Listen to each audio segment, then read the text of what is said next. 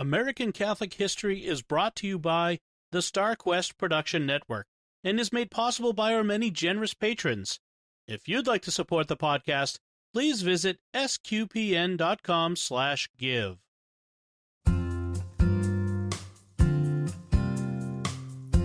Hello, and welcome to American Catholic History. If you like our podcast, be sure to rate us and give us a review wherever you get your podcasts. I'm Noëlle Crowe. And I'm Tom Crowe. Today, we're talking about the time when the American president intervened to prevent the Italian government from confiscating the American seminary building in Rome. This is something that just sounds odd in our present context. Not so much wondering why the church in America would own a building in Rome to use as a seminary, but why would the U.S. president get involved in whether or not the Italian government confiscated the building? It's a really cool story in how it all came together, looking at the large movements and events happening at the time, which sort of crashed together and pinned something so seemingly small as this one piece of property in such a position. And it all begins with the fall of Rome. The fall of Rome. Like I said, big things happening here. Bear with me. So after the power base of the Roman Empire shifted east to Constantinople, and then eventually the city of Rome fell in the 5th century, the Pope became the last continuous figure of authority on the Italian peninsula. He, as the head of the church, was certainly the largest landowner and the wealthiest individual. So over the ensuing centuries, the papacy took on a more prominent role as a secular ruler in his own right, rather than as essentially just a major nobleman within someone else's kingdom. Eventually, the Papal States became a thing within the nexus of the Holy Roman Empire, and the Pope became the temporal ruler of most of the Italian peninsula.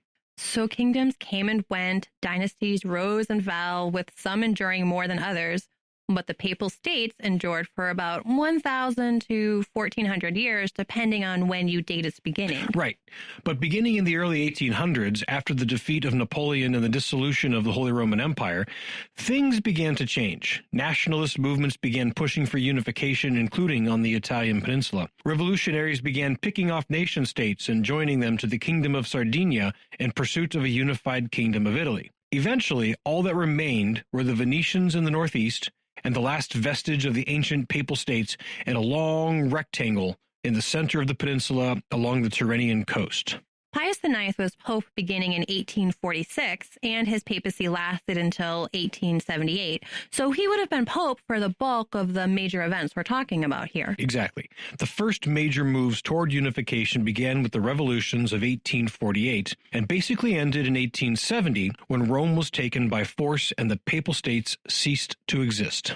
Okay, so that brings us closer to the present, and now our timeline overlaps with the church beginning to grow in America.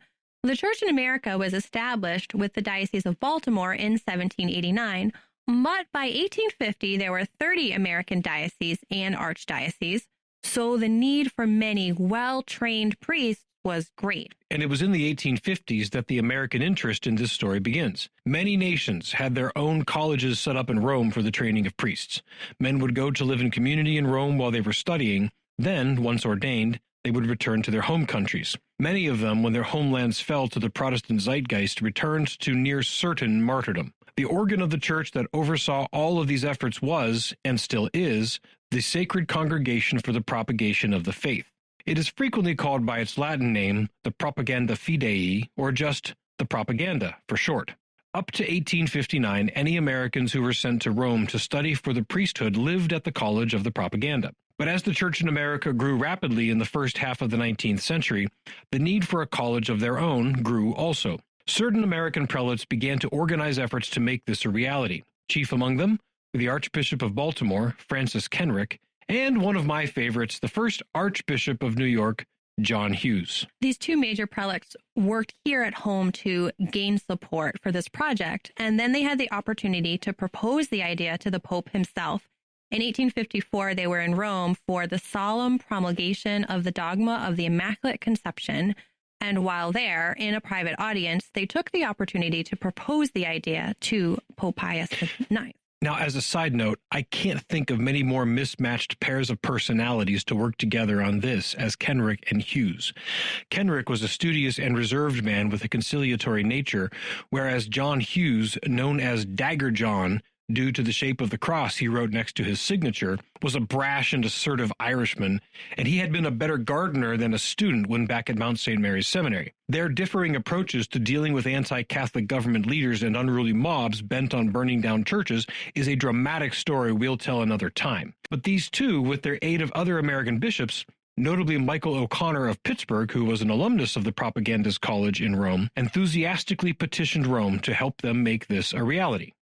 To make it clear to Rome that the endeavor would be funded and supported by the Americans, they organized fundraising efforts and took up collections throughout the diocese of the United States. Both they and the Pope saw this new establishment as a good way to both ensure the quality formation of American priests and to increase the connection between the papacy and the Church in America. Pius IX was enthused about the idea. In 1857, he directed the Propaganda to purchase a former Visitandine convent on the Via d'Umilità near the Trevi Fountain for $42,000. The Propaganda, in turn, made a permanent loan of the building to the American bishops for usage as a college. The building had most recently been used as a barracks for the French troops who had been garrisoned in Rome to aid in the defense of the Papal States, but they had been recalled to France. So the American bishops devoted nearly $50,000 to renovations and restorations of the building, and on December 8, 1859, the Solemnity of the Immaculate Conception, the American College opened with 13 students. So to be clear, the college was operated, maintained, and financed by Americans, and it served American students, but the building and property itself remained in the hands of the Propaganda. You got it. So now we will start to see these different movements coming to a head. In 1866 and 1867, the anti-clerical government of the still unifying Kingdom of Italy passed laws which allowed the government to confiscate property owned by religious organizations. Once the Kingdom of Italy took Rome in 1870 and made Rome the capital in 1871, the task became to formally identify and confiscate all of those properties held for so long by the Church. As a quick side note, when the forces of the Italian government were closing in on Rome and it was clear the end was near, the 13 American seminarians presented themselves to Pope Pius IX and offered their services as soldiers to defend Rome. The Pope appreciated their offer but declined, reminding them that they were in training to fight a much more important battle. I love that. Pius IX fought tooth and nail to keep Rome and would not give in to the anti-clerical Italians, but even in extremis, he understood what was ultimately important and made no exception. Anyhow, so the Propaganda took the matter of confiscation to court, arguing that the property that they held should not fall under the law. As such cases can, the matter dragged on for many years. While the matter was working its way through the courts, things proceeded more or less as usual for the American College. But in 1884, a decision was finally handed down. The Propaganda's property was subject to the law and therefore could be confiscated. And near the top of the list of properties to be confiscated and sold was the American College. The man in charge at the American College at the time, Father Augustin Schultz, was only a pro-rector because the rector had died suddenly and Schultz had been his assistant. Father Schultz was a tender 28 years old and was only a few years removed from his own graduation for the American College and his own ordination. But he proved up to the challenge. He hung an American flag across the doors of the building in protest. He then contacted the Cardinal Protector of the American College, who in turn cabled New York, where John Cardinal McCloskey had succeeded Archbishop Hughes as Archbishop of New York. McCloskey was very old and feeble by this point, so his coadjutor, Archbishop Michael Corrigan, showed the cablegram to a friend of his, George Bliss, who was a high-powered attorney in New York. One communication led to another, and the matter landed on the resolute desk in front of President Chester A. Arthur. The letter from Archbishop Corrigan to President Arthur entreated the president to ask the King of Italy for a stay of proceedings, if it be not possible furthermore to exempt the institution as virtually American property from the operation of the law. Now, Chester Arthur was son of an immigrant from the north of Ireland who was Presbyterian, but who became a Baptist preacher and was an ardent abolitionist. President Arthur himself was officially Episcopalian, but it seems he wasn't particularly religious. So to him, the matter was purely one of American citizens having their property taken by the nation's Italian government. Arthur directed his Secretary of State, Frederick Frelinghuysen, man, that's fun to say, Frederick Frelinghuysen, to communicate with the American minister in Rome, William Waldorf Astor. And this William Waldorf Astor was a member of the fabulously wealthy Astor family. He was a great-grandson of John Jacob Astor, the founder of the family fortune. Yes.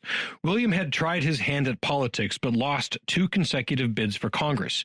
He was just 34 years old when, in 1882, President Arthur appointed him minister to Italy.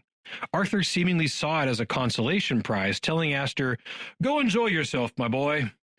Whether or not Astor was enjoying himself, it certainly was a stroke of luck, or providence, that one so connected and so influential was the American minister in Rome at this time. Frelinghuysen's message to Astor directed him to use his influence with his contacts in Rome. As Frelinghuysen put it, although technically the American college is held by the propaganda, it is virtually American property, and its reduction would be attended with the sacrifice of interests almost exclusively American. So basically, their contention was that while technically, yes, the propaganda held the deed to the property, since the Americans had put more money into renovating it than the propaganda had spent to buy it, and since the building was administered, maintained, and used exclusively by Americans for the benefit of Americans, it ought not be seen as property of the propaganda for purposes of the laws in question. Astor's words and other methods of persuasion of whatever sort had the desired effect, and on March 28, 1884, just 2 months after the Italian court had issued the ruling which imperiled the American college, Astor was able to cable back to Frelinghuysen that the American college had been exempted. In the aftermath of this victory, the American college took measures to solidify itself as an American entity that could stand on its own. In October of 1884, Pope Leo XIII issued the decree which established the American college as a pontifical college, and in 1886, the Maryland legislature specially established it as a nonprofit corporation with the title, the American College of the Roman Catholic Church of the United States. Since that time, the American college grew considerably until, after the massive increase in vocations following World War II, it was necessary to build an entirely new, much larger campus for what is now known as the Pontifical North American College. The new campus is on the Janiculum Hill, which overlooks St. Peter's Basilica. The original building, now known as the Casa Santa Maria, is still considered part of the North American College, but it is now used as housing for priests who are in Rome to study for advanced degrees. Many hundreds of priests and a great many bishops who have served the church in the United States are alumni of this institution, which was only saved due to the quick actions of the American president. You've been listening to American Catholic History on the StarQuest Production Network. If you've been enjoying our podcast, please help us out by giving us a 5-star rating and a good review, and support the many productions of SQPN at sqpn.com/give. To learn more about President Arthur and the American College, to find previous episodes, or to learn about our upcoming pilgrimage to the Kentucky Holy Land and Bourbon Country, please visit sqpn.com/history. We also love feedback and hearing about cool Catholic history sites and stories from all over.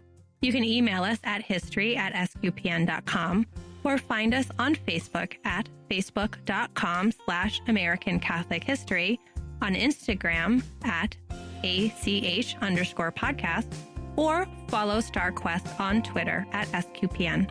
I'm Noëlle Crowe. And I'm Tom Crowe. Thank you once again for joining us on American Catholic History on StarQuest.